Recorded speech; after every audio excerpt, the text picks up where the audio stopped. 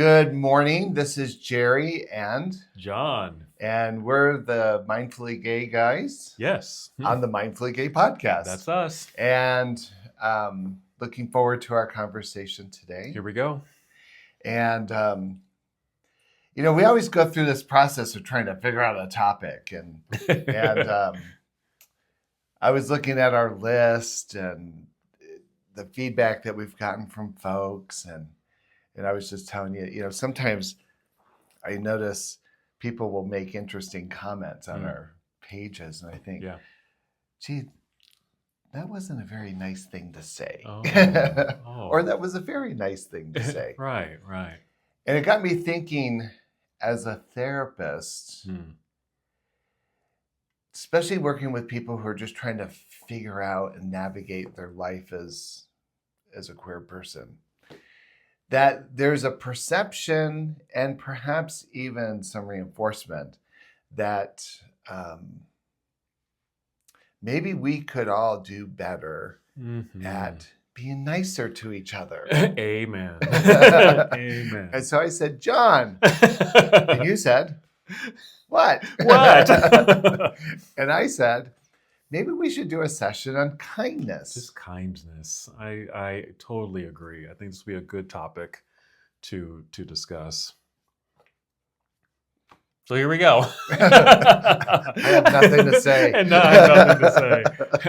Nothing to say, but so much to say, really, because I think it can be such a broad topic. Because I was thinking about, why is it so hard? It seems like, why is it so hard for people just to be nice, to be kind and use kind words and be pleasant and smile, and where, I don't know. I mean, you can look at the news, for example. The news today is just it's people love to watch the horror, the violence, and all of that, and that gets reinforced. And so because people watch that, we get more of that, especially on social media, right? And so I think we're just inundated with just negative feedback and violence and horror and not being kind to one another. And certainly on a local, small scale, but certainly on a larger global scale. And it's just, I mean, no wonder people are so stressed and depressed and anxious. People are just not kind out there. Do you remember when the word gay meant happy? It did? When? I just feel so gay. I'm so happy. And now it doesn't feel very synonymous sometimes. And I don't know, maybe I'm in a cranky mood today, but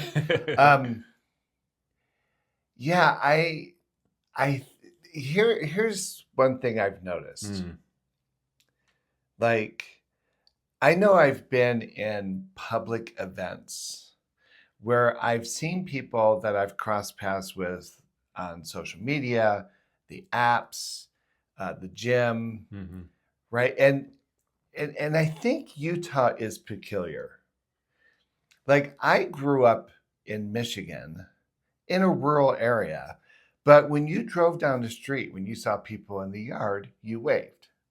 When you saw people at the grocery store, you nodded, you acknowledged them. Yeah. There was some kind of social exchange that just was a pleasantry. Yes. And I left Michigan at 18, went into the military. So I've lived in Oklahoma, I've lived in Texas, Arizona, North and South Dakota. Wow. I mean, I've been around. Yeah. And everywhere I've ever lived, the pleasantries, whether it was Oklahoma City or Chadron, Nebraska, right? There was some system of pleasantry that felt neighborly. But I've noticed living in Utah, it's so interesting how many people, like, I'll see my neighbor at the gym and they act like they don't even know me. Right. Like, this is outside of just the gay context. So I sometimes wonder, is this a Utah thing? Is this a generational thing? Is this a cultural component that plays out in Utah? But then, so then I wonder, when I see some of that lack of interactive engagement, like in the gay community settings, right? There seems to be that lack of pleasantry, or it's a hesitation, like, well, why are you being nice to me, kind of a thing.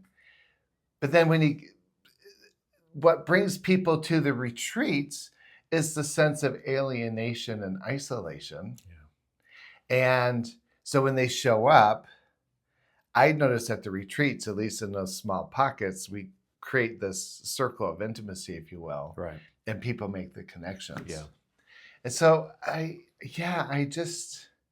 I'm confused by this topic. It is a bit confusing, but I'm in line with you in regards to Utah being a peculiar place. I'm from California, and I think you're right. And in my roots, my personal roots are California, but my parents are from the South, and so we would travel to the South. And you can imagine there's pleasantries. There's a way of greeting one another, especially a younger person, a more mature person.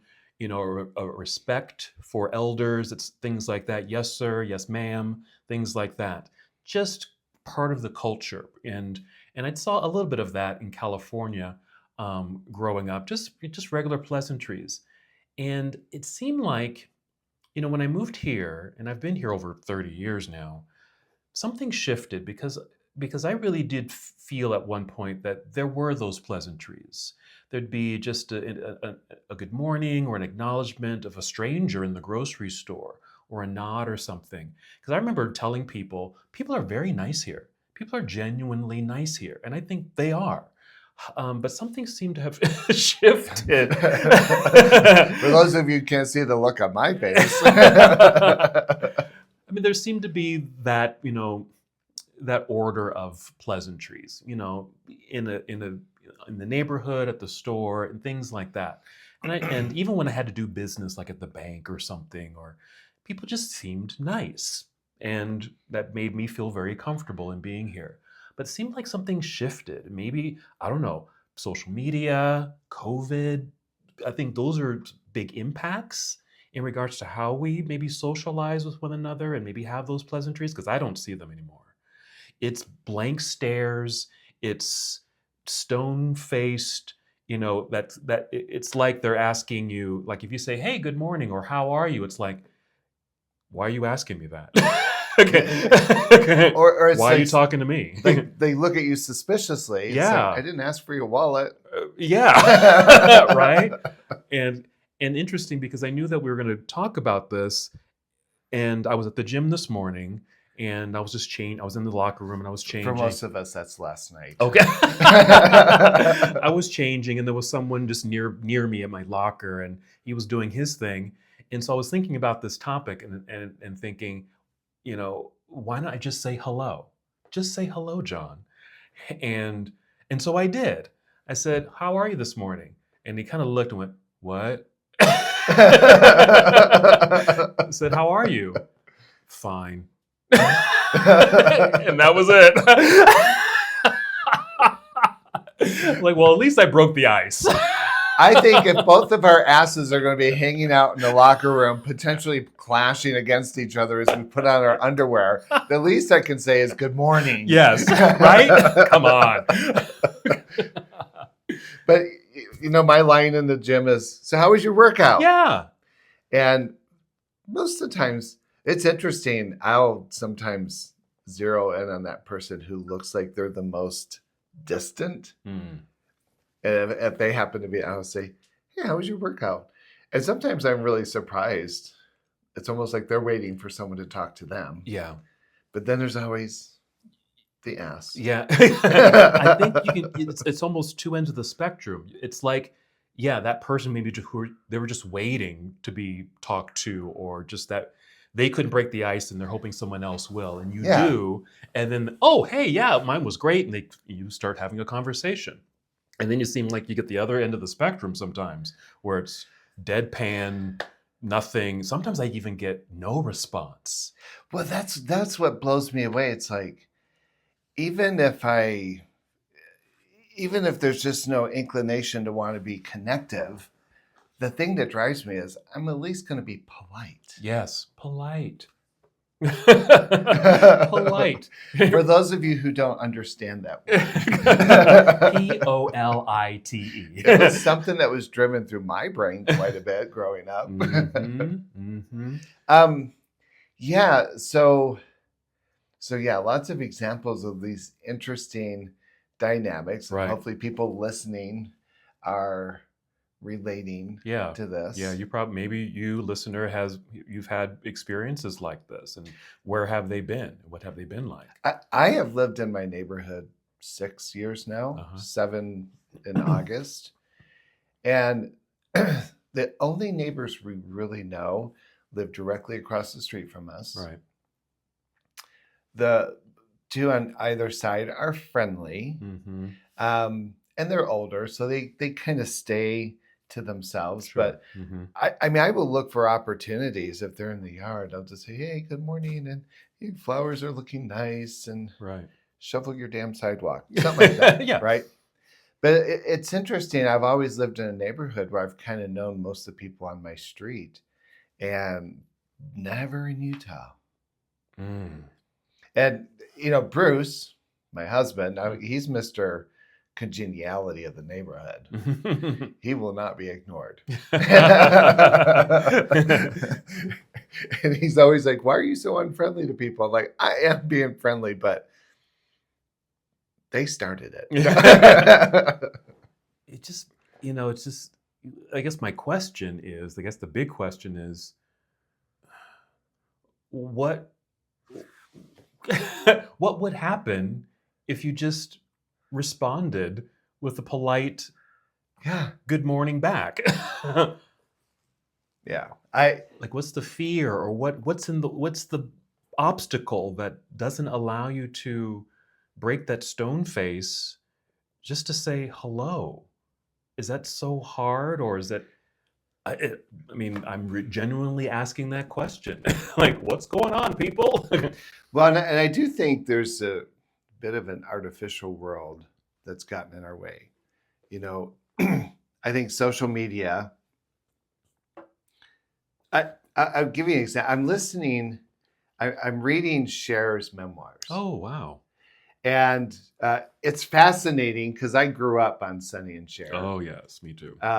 And she's telling her whole story. And so I remember as a kid watching the Sonny and Cher show and them splitting up, and Cher was having, and now that I'm kind of hearing her part of the story. Yeah. But what's interesting is she keeps saying, well, this is before social media. This was before cell phones. This was before, she qualifies a lot of the things that she was saying and doing in the context of, here's what it looked like in the 60s. Here's what it looked like in the 70s. Yes. And even though the 70s and the 80s are a point of reference that I have, I have to really think about for a moment, our phones all had cords. I remember doing the rotary phone. Right? And so I put that out there because I love social media and I love the apps. But what I don't love about them is, I'll give you an example. Yesterday, Bruce and I went to our insurance broker. It's that time of the year where you renew your insurance. He's going to go on Medicare. I found out yesterday that my insurance premiums will not change. So what Bruce and I pay together is now the cost of insurance for one of us. Okay. So basically, the premiums, in the absence of what's gone on politically, the premiums have doubled. Yes, for us. Right. And I posted my frustration with that. And and it's interesting. There's 3 or 4 people who have shown up on my page to comment on it. And it's not just a comment.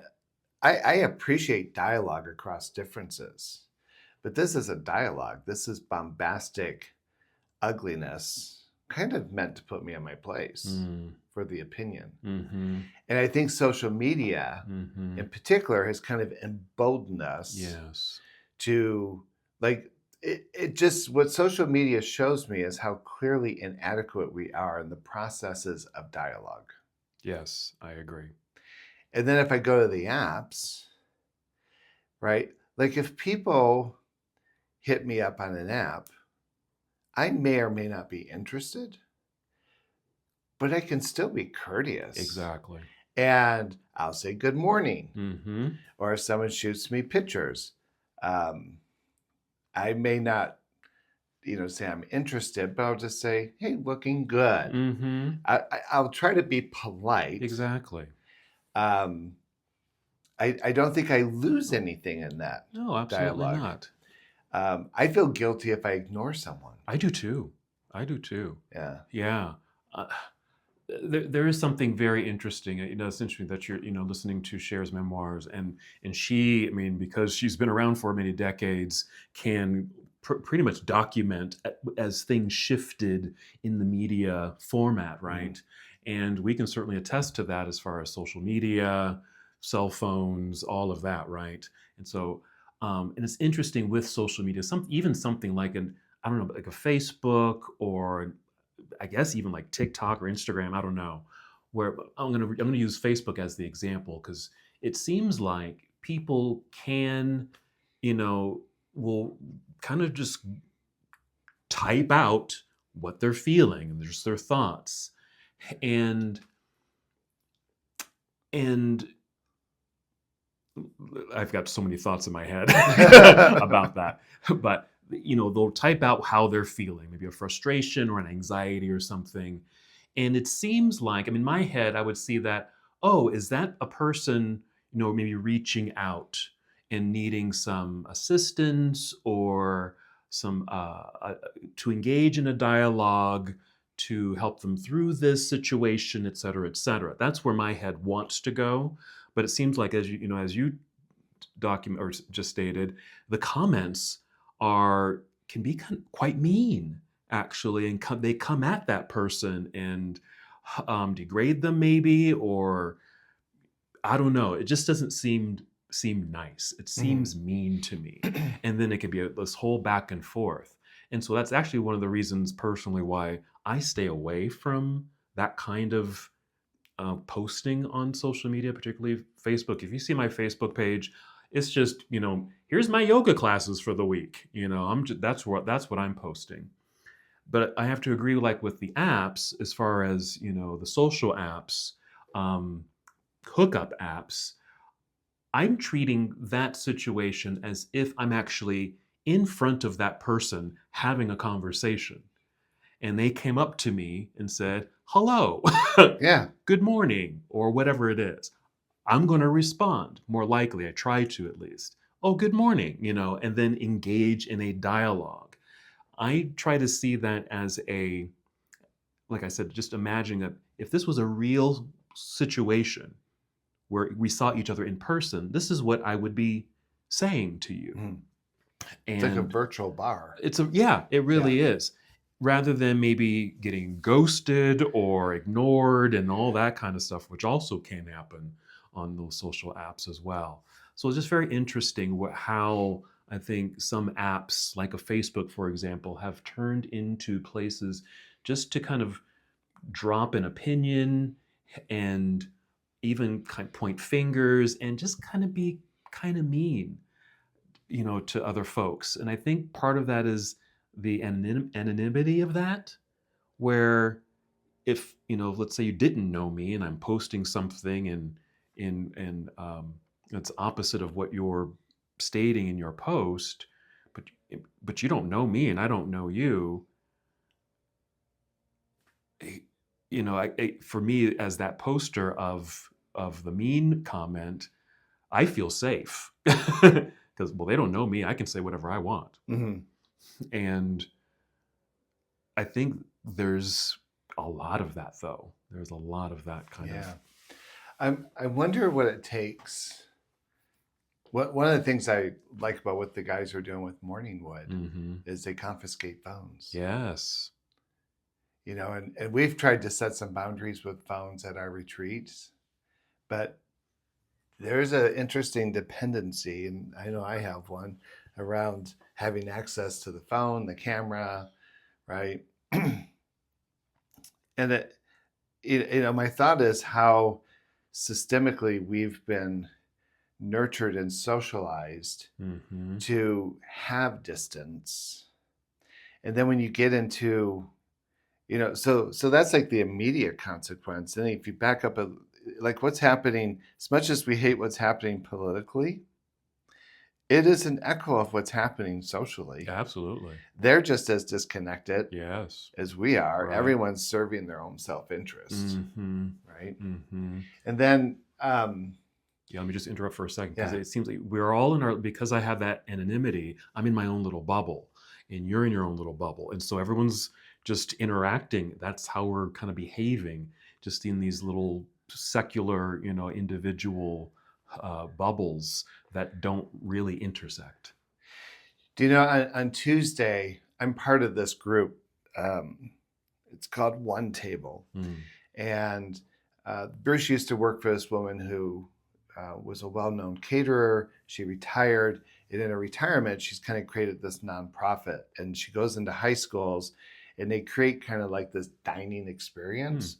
But it's intended to be an audience of incredibly diverse individuals. Mm. So, Latino, Black, Indian, Native American, queer.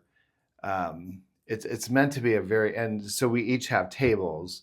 And so I go and I sit at the table with 10 other students from diverse backgrounds. Got it. And the foundation of the conversations that we're having over this very culturally ethnic diverse meal is talking about the issues of diversity, Mm-hmm. which is kind of a challenge. Mm. And and it was interesting that the students kept defaulting to the idea that, oh, everything's fine, Mm. and I made some comment. I said, I noticed that most of us who are Caucasian can find comfort in the idea that everything's fine, which feels like a place of privilege. Yes.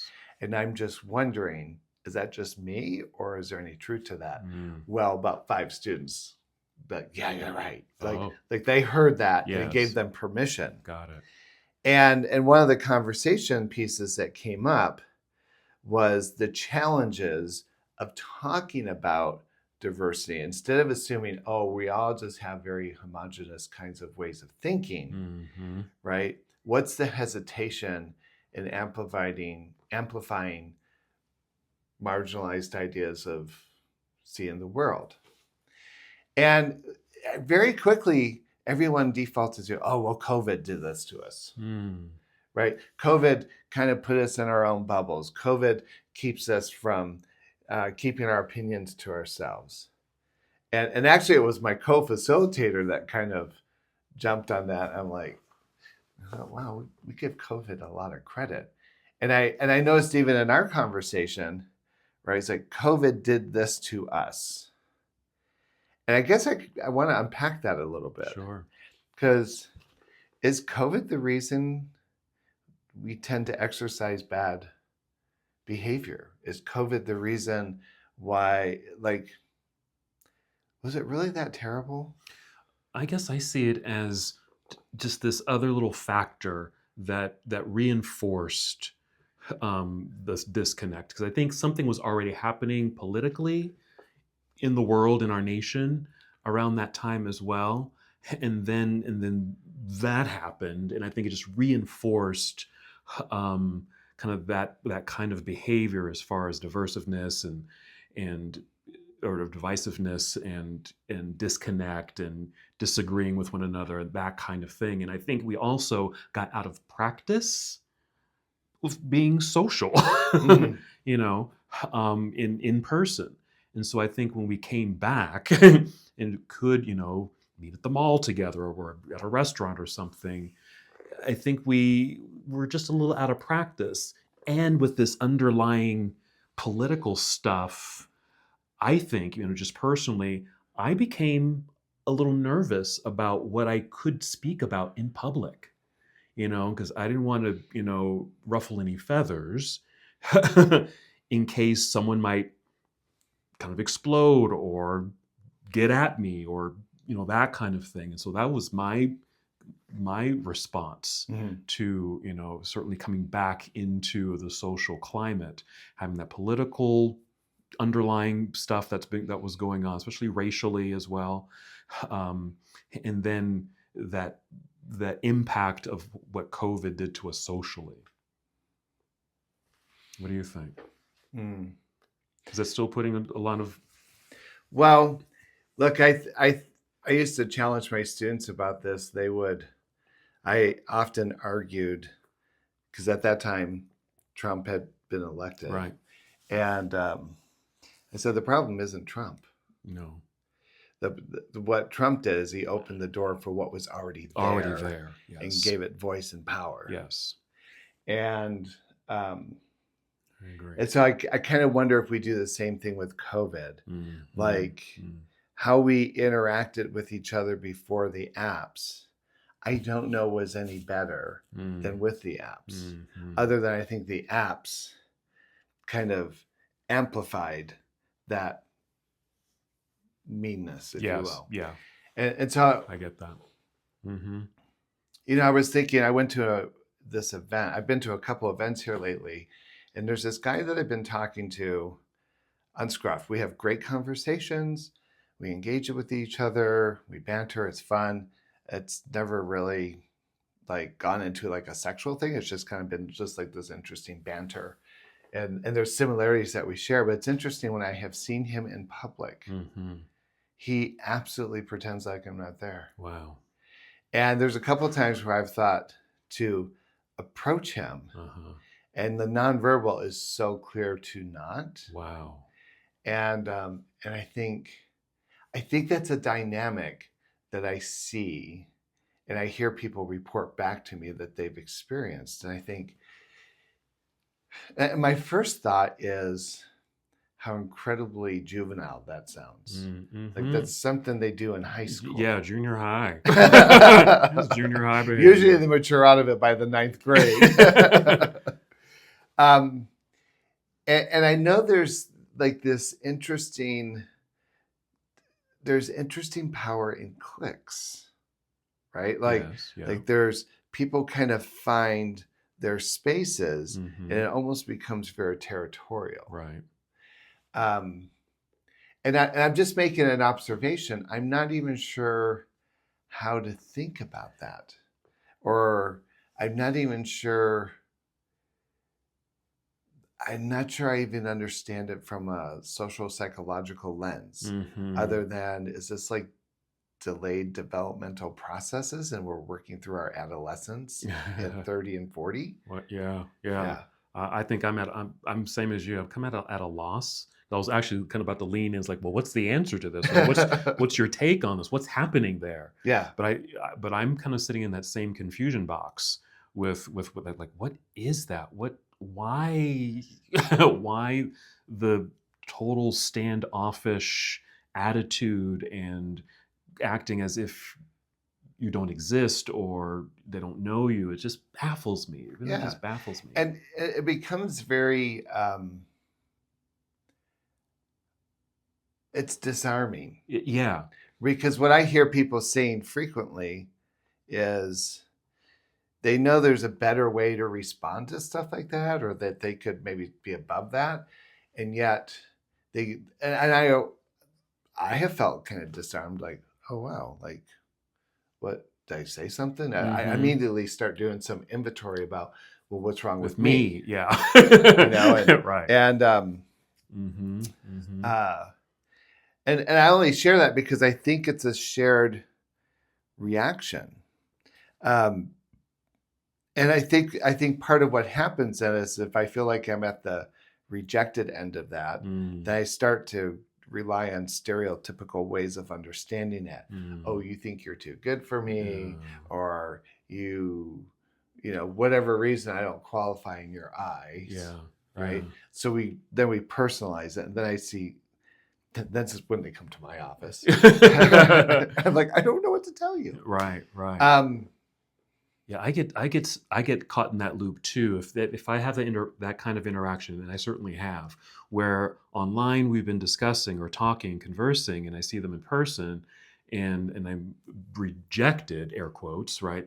That's the sense that I get. Like, what happened? It is disarming. Like, I'm confused here. What happened? And then I kind of point the fingers back at myself. Like, did I do something wrong? And kind of get into that self, negative talk and I think what I've learned to do, but it takes a little maneuvering. If I've got to be in I guess the right space and time. If I can catch myself doing that sometimes and go, wait a minute, this is not about me. yeah. I can kind of talk myself out of that, but it takes some doing, some mental shifting and moving around in order to come to that conclusion. Like, wait a minute, I don't need to self-deprecate about this. This is not about me. And get out of that cycle. But some folks can't get out of that cycle or don't know how to get out of that negative self-talk. Yeah. Another thing I'll just kind of toss into the mix there, because I'm just wondering again, why does that happen? And I'm thinking, well, could this be a possible reason this is happening? So we've been interacting online, and it's just we're not it's not in real life. We're just conversing. It's basically just one-on-one, but online. And then I see them in person. Is it possible that they're just an introvert? I'm an introvert, and so I may not be as likely to be the first to say, hey, how you doing, what's up, that kind of thing, unless I really know them. Mhm. And wondering if that might be a piece of the puzzle.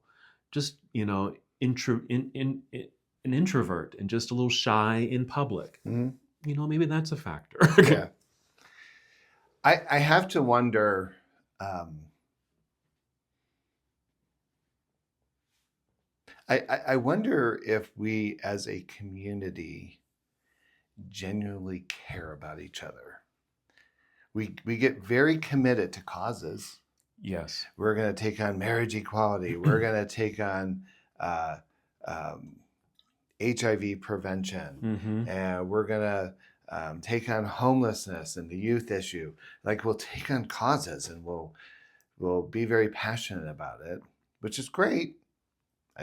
I'm a social activist, but I think, do we really care about each other? Like, what if I really cared about you, whether just your value as a human being, to exist on the app with me, to exist at the gym with me, to exist at the club with me, to exist in, right? Um, I think you're touching on something. yeah, do we care? That's a really good question, because yes, there certainly have been plenty of circumstances where people come together, especially in um, like earthquakes or floods and things like 9/11, these big catastrophic kinds of things. The community pulls together, everyone comes together, and they help, and all those things. And and I think that's just our humanity. I think, yes, we that's who we are as a people, as a species. We are going to pull together and fight and pull each other out of the mud when someone needs help, regardless of color, gender, etc. Mhm. But I think you're asking a very crucial question, Yeah, is, but do you care? yeah. Because if this was not happening, if this flood was not happening, would you still reach out to me and help me if I needed a hand? I, I don't mean to like toot my own horn here, but it's been very interesting. I mean, I've gone through this really great physical transformation, and suddenly now people see me. Mm. And I'm really conflicted about that Mm-hmm, mm-hmm. because I think I have so much more to offer. Mm-hmm. And I'm I want to connect with people on like various levels. Various levels, yes. But it's hard. It's hard to like, wow, like I remember talking to you like 5 years ago and you were just like so rude. And now you're just like, oh, I didn't know you existed kind of a thing. Yeah. Like, really? Hmm. And then I'm wondering, look, I think the Nick who used to be on a podcast with us, right, is he's a really interesting example in my mind. Like I've seen him go the extra mile to really offer assistance to people who might not otherwise be open to it or seek it because he really wants them to find something for themselves. Right. I've had a couple of instances even on the apps where I might be chatting with someone and they're like, oh, I've had a bad day, or my dad is in hospice and I spent all day with him, and you know, it might be this friendly sexual banter that we're having, and then when something like that drops out, I'm just like, I mean, I'm just a therapist at heart, but I was like, oh my God, how are you doing? Exactly. Yeah. And Right. or to say, wow, that must be really hard to exercise just a little bit of empathy. Mm-hmm. But what surprises me is when someone comes back and says, wow, that's so nice. Like, how nice of you to be human enough to ask. And that always kind of strikes, you know, it's interesting because whenever I do something like that, I always hesitate thinking, oh, do you think they're here looking for that? And I just think, well, I'm just gonna offer it as, you know, and I might say, do you want to get a cup of coffee? Would that be helpful? And has never happened, but people tend to be pretty like surprised. Yeah. Mm-hmm. And again, I think whether or not there's some kind of interest, right, beyond what the apps offer, Mm-hmm. I would hope that whenever we're engaged with someone, right, the whole premise of Mindfully Gay is body, mind, spirit. And I like to have that in my mind when I'm talking to people. Exactly. Under whatever setting. Whatever the setting is, whatever the circumstances. Yeah. Mm-hmm. I wonder, I asked that caring question because then I wonder, what would it take to encourage more caring and empathy? How could we infuse that into the new cultural norm as opposed to, you know, isn't it interesting? Some of the stereotypical ways we look at gays is, right, catty, brutal, right? We find these, and we laugh at that because we know what we're talking about. But at the core of it is this absence of, do we care? But do we care? Do we care? Yeah. I mean, I think, you know, kind of looking at, you know, what's the remedy for the unkindness that can be out there sometimes. And I think like you with the apps, like I mentioned, I try to imagine I'm actually talking to this person in real life and I want to engage and get a sense of, you know, who this person is and what's going on. So it's not just a hookup, because we may not hook up. Because even if you look at my profile on some of these apps, it's like, you know, chat only, really, and say hi. And so people will say hi and I'll engage. And I think so that's one thing that might be a little piece, you know, a piece of the remedy, especially with the social apps, because it's not in real life. Maybe imagine that it is. If this person was standing in front of you, would you just walk away from them? Right? They said hello and you just turned away and walked away. Yeah. Or you asked a question and you just turned away and walked away. Like, is that how we behave in real life? Yeah. And then I think another piece is to re-engage. it may be just a quick little banter back and forth, and that's it. But if I happen to see them online again, I probably will reach out again. Mhm. Hey, how's it going? How's your day?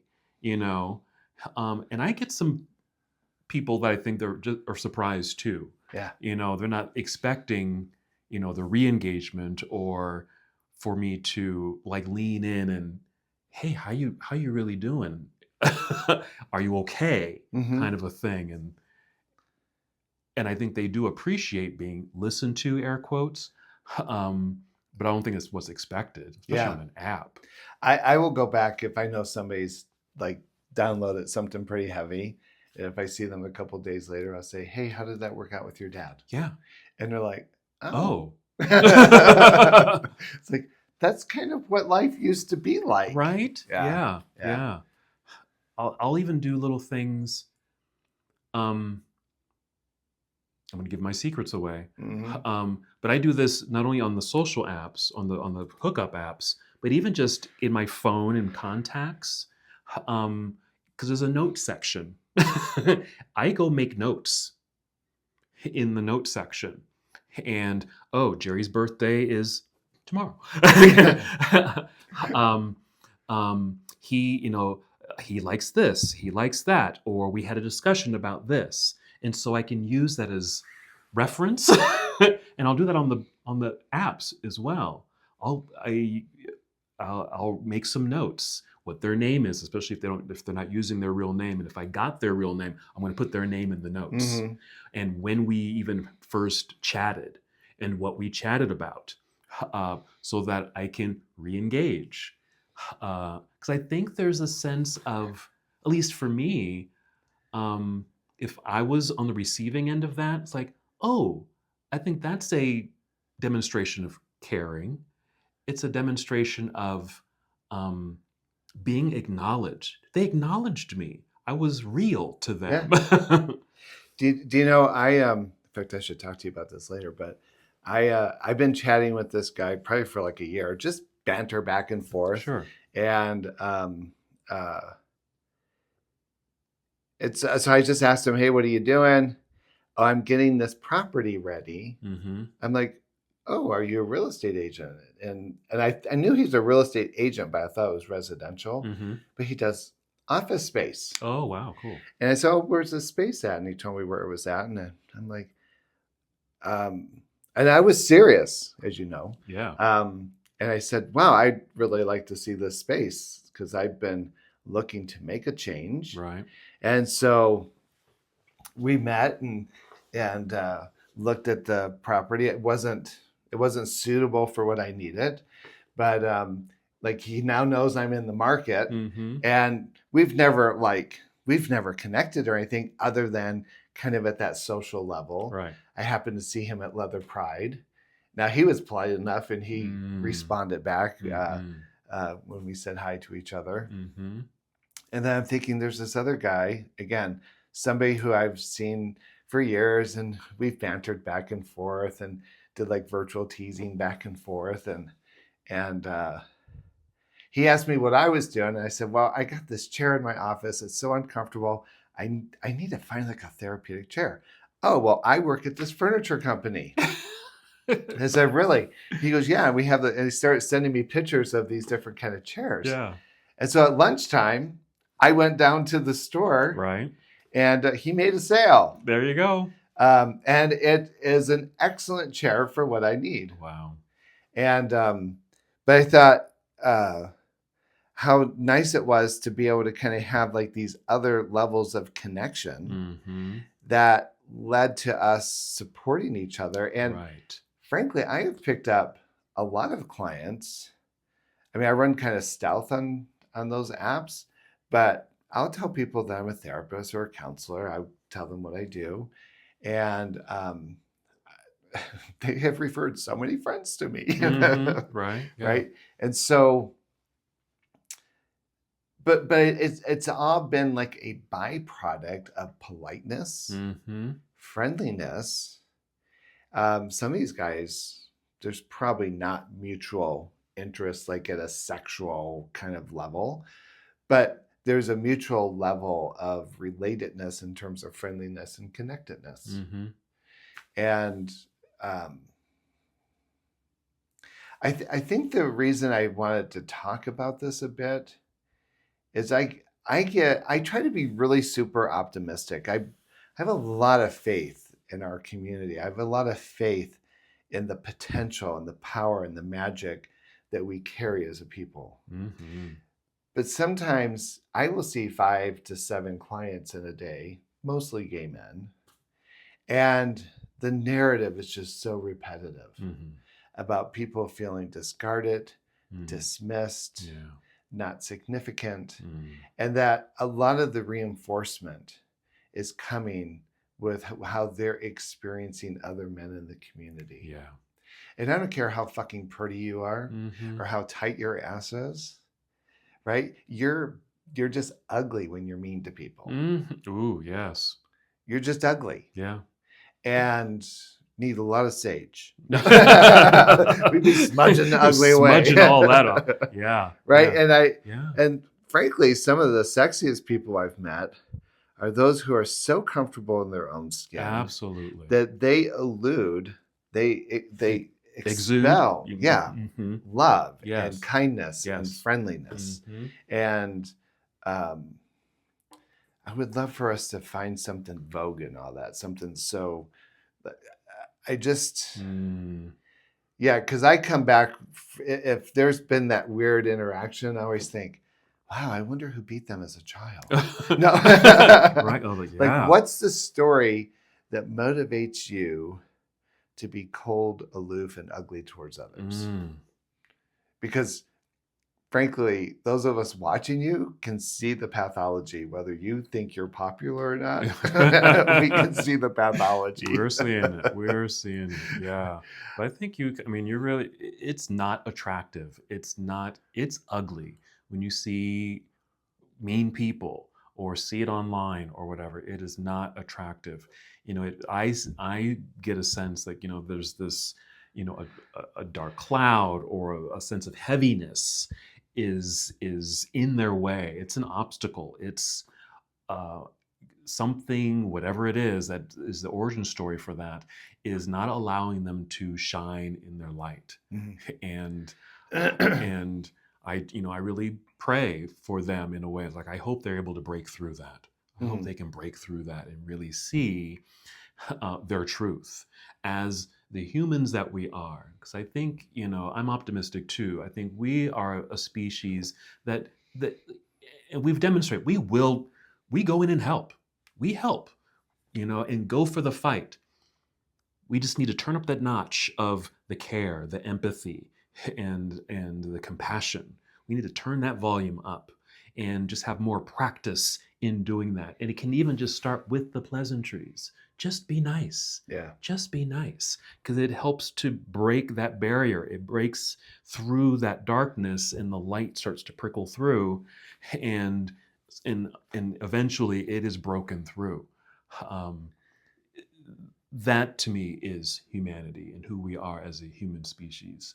I think we are a loving, kind, compassionate, empathetic species of beings on this planet. I really do. Yeah, if I were offering advice for those that have felt kind of dismissed, two things. I've had some very beautiful people in my life, in my office. And what I can promise you is they're just as neurotic about the same inhibitions and fears and worthiness, if you will, than the rest of us are. I know we want to project the story that they have it together, and somehow I just don't. But I just haven't. Statistically, that doesn't play out very well. Right. But I think for those who might feel dismissed, go back to the 4 agreements by Miguel Ruiz. Yeah. And the second agreement is to not take things personally. Yeah. And I know that's hard to do if your primary agreement with yourself is that you don't feel worth it. Exactly. So you got to go back to the first agreement, which is integrity with yourself, Yep. right? Be impeccable with your Fine, word. yeah, and then to not take things personally. Yeah. So there is a level of personal work about, okay, your narrative doesn't have to define my worth, and I'm not going to take it personally. Yeah. And then I think for all of us, like I'm sitting there thinking, how can I show up in a kinder way? How can I show up in a more pleasant way? I try. I wouldn't define myself as an extrovert. Extrovert? Yeah. Am I? It No. depends. Yeah, I'm kind of like more closer to the introvert. I think if my observation of you, I think you lean more towards introvert, but you know how to be an extrovert. Yeah.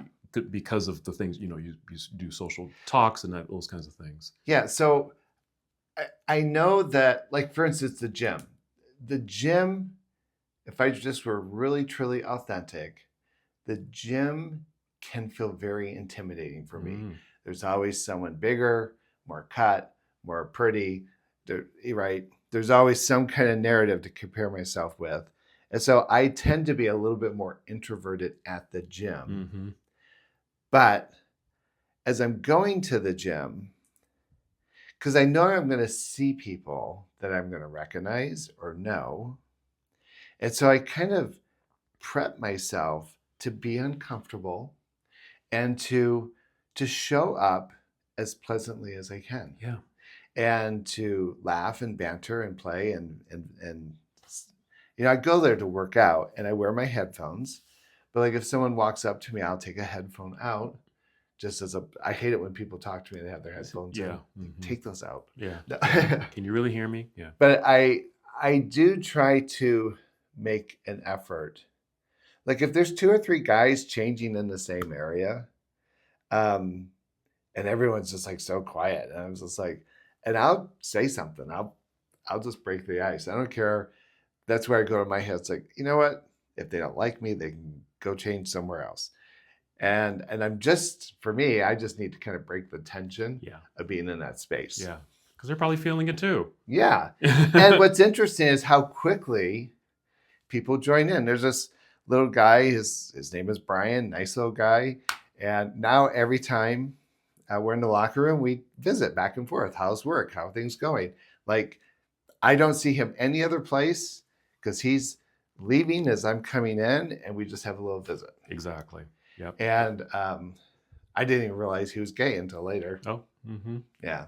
But I guess my point is, I know I have to challenge myself and encourage myself to step out of the comfort of invisibility and step into a more visible place. And I try to find those opportunities. Like we went to Leather Pride. I've never been to a leather event in my life. The idea was intimidating. Sure. When I was invited to go, what I wanted to say was no. and I was, because I knew I was intimidated by it, I thought, I'm going to go. I'm going to go. And I recognized I was uncomfortable. I recognized that I was probably kind of hiding behind my friends and Bruce. And then at some point I started to recognize people, and they were recognizing me, and we were kind of like having like these little like reunion moments. And I ended up having a really good time. But I know I had to feel the discomfort of uncomfortability until I could find my footing. Yeah. To be at least pleasant in the situation. Yeah, I like that. And it's just kind of a check-in with self, knowing that I'm going to be nervous in this situation, and that's okay. Just normalize that. It's okay to be nervous in a social situation, especially if you've never been there, or it's an intimidating place, or whatever the case may be. Anxiety, nervousness, that is normal. So normalize that, because maybe that can start to ease the tension of it. And I try to do the same thing. I go to the gym just about every day, and and it can be both intimidating to me, especially who I might see, or sometimes I get the sense that, or maybe I'm the one that's intimidating. Mm. And so, and part of that is just the way that I look in my face. Um, and so I have to really be mindful about this. If I see that I'm going to pass somebody in the hallway or just walking in or out, whatever the case may be, I do a quick face check because my face kind of droops and I look kind of frowny. And or just unpleasant, I think. And so I just try to turn up the corners of my mouth a little bit, brighten my eyes a little bit, just in passing. We may not even acknowledge each other when we pass, but at least I'm putting on an air of, I'm a nice guy. And not just some grump that's walking by you, but just to give an air of, and there might be a nod or it might be a good morning, whatever it is. I know I have to do that little check and whoop, turn up the corners of my mouth. When I watch people in the gym and I see the look on their faces, I think, what are they listening to? Yeah, I know. Like Black Sabbath? I know, right? God, they must not like what they're listening to. I can see you're on the treadmill just dancing and singing. I am. I'm like, go. People are like, I want to listen to what you're listening to. It's right? Like, no, it's Cher. No. Yeah, I'm kind of checking in about how I feel about this podcast right now. Mm. Like, again, I always want to feel like we're laying out some tools. We're laying out some opportunities for people to kind of self-assess and make any adjustments that they might need to make. Mm-hmm. So I would say my suggestion is be willing to step out of your comfort zone. Yeah. And then don't take everything personally. I like that. That's good. What's your wisdom? Well, I think like what I just described, just kind of do a quick little mental check and to normalize whatever feeling you have, especially if it's nervousness or anxiety, normalize that. And even tell yourself, I'm okay. Even though I'm nervous, I'm okay. Mm-hmm. I'm fine. I'm okay. And maybe practice some pleasantries. Say good morning.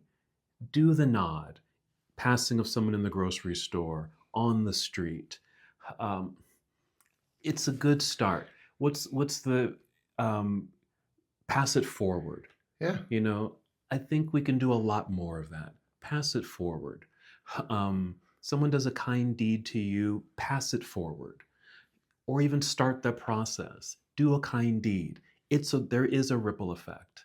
That's the hope and the knowing of that's who we are really.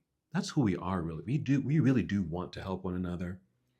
And we are kind beings. We just need to dig it out of the hole because they got lost somewhere. I don't know. Yeah. Practice the pleasantries, pass it forward, or even be that person who starts that process. Because I know, because I'm an introvert and I may not be the person that will initiate, but if someone starts it, I can probably jump on that bandwagon. I'll even say this because I've known some people who I just admire and I'm a little jealous of because they're just natural networkers. I knew a woman, she's since passed away, but I worked with her in the gym. She was a personal trainer, but she was also an actress. And what I loved about her is that she was a networker. So if we'd be talking, if you're Brenda and I'm me and we're talking and someone comes up that she knows, but I don't know, she'll say, oh, this is John. And just kind of go like drop the resume. It's like John does this, boom, boom, boom, boom, boom, boom. You'll love this guy. Yeah. And I wish I could do that. I'm not very good at doing that, but I certainly admire the people who can do that so well, that networking thing. Well, do you remember I'm pretty sure I was standing next to you when we were at Morningwood. Yes. There was this guy, Michael. Michael, yes. And I thought, well, he's just being so friendly, and he would talk to you, and someone would walk up and goes, well, this is John of Mindfully King. He's a yoga instructor, and he was doing that. He was doing that very thing. Yes. And within 3 or 4 minutes, there's a group of like 4 or 5 guys that were now conversing with each other. Exactly. Because this one guy was very cleverly just weaving it. There's people who just naturally and easily can do that. We need more of those folks out there. Yeah. Because they really do bring people together. And I think another thing that I think we can learn, from like Morningwood, and you mentioned it earlier, was, we're required to put our phones away. And so it does force us to, talk to one another and not rely on that crutch of the phone. Yeah. And I think, and I see I see this all the time, like restaurants, especially with younger people, the way that younger people seem to socialize. They'll be at a restaurant, Denny's, whatever, I don't know, and they're all on their phones. And I just don't get that.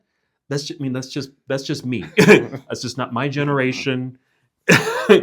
And a parent might say to them, why don't you guys talk? It's like, well, we are talking. They're texting. I remember when texting first came out, I thought, how stupid. Why not just call someone? Call up and then go out and do something. And now I have friends who just like don't even pick up their phone. Yeah. And so I try to practice that with my friends and try to reinforce that if we got to eat or something, the phones are put away. Engage in conversation. We say that all the time on the podcast, right? Engage in the conversation. We're doing that here. We get to do that. Jerry and I get to do that every week and share that with you, and you get to be involved in the discussion. And we invite you to be a part of the conversation. Yeah. This is how you do it. This is how you can practice the kindness, practice being polite, practice those pleasantries. And there you have it from Miss Manners.